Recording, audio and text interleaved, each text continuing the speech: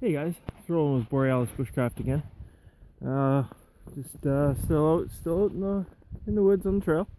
My horse trail came out onto a groomed snowmobile trail, so I took the snowshoes off. But now I'm back on another trail here that I think is going to bring me to my lunch spot, if my memory serves me fairly correctly. Let's hope Alzheimer's hasn't set in yet. But yeah, somebody's been down here, so that's always a good sign. Doesn't look like he's wearing snowshoes though. Kind of big footprints. I don't think it's horse either, so we're gonna go for a little trek in the woods here. And oh, snow is deep, boys. Super deep. You can kind of see how. Hopefully you can see that on the camera. I don't know. It's nice and overcast, so things probably aren't showing up nearly as good as they should be. But anyway, we're gonna follow this for a little while here. Give you a little bit of filming just until my hands get cool. One thing in the winter, guys, you really got to pay attention to your hands and your feet. You can't operate if your hands and your feet are frozen to the point where you can't operate stuff, then you're going to be in for a world of hurt. Especially if you're trying to, use tools, knives, axes, saws, your fire steel. A lot of guys like these little fire steels, but nice and compact. That's all fine and dandy, but when your hands are cold and your dexterity is limited, the smaller those items are, guys, the harder they are to operate in the cold. We get a very winter climate up here for a good 4 months, sometimes longer depending on the season. But it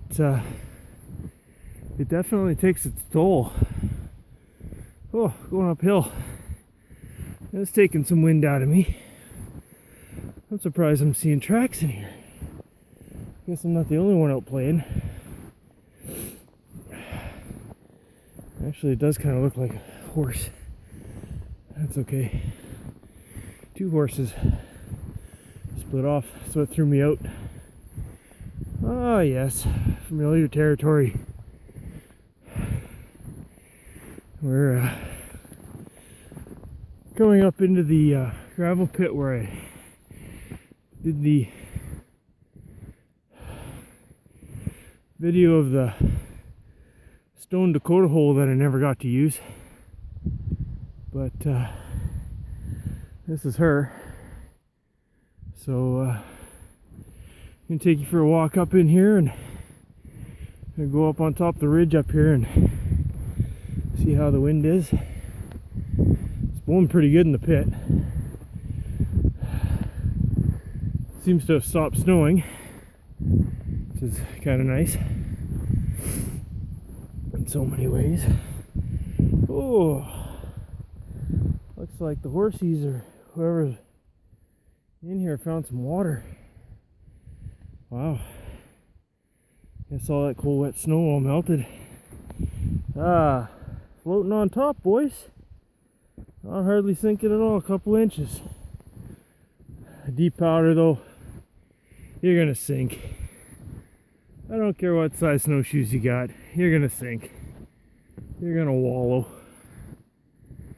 But this is kind of the first snowshoe trek of the season, so trying to get my my winter legs under me here. A little bit of rock climbing up the hill.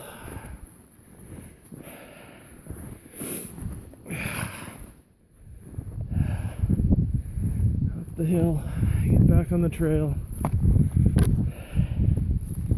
Take a little detour because the trail goes down a relatively steep, short but steep embankment.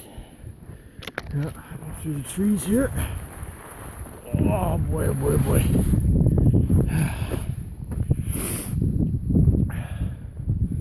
The important thing too in the woods in the wintertime, especially in the wet, cold conditions, make sure that you keep the snow off you as much as possible. You know, you don't want to get all the nice sticky wet snow stuck to you, let it melt, especially if you're going to be out for a prolonged period of time. And you know, as such, most survival scenarios start with, you know, a simple day hike or, you know, a little jaunt into the woods to gain some quality time with nature, and sometimes turn sour and become something else.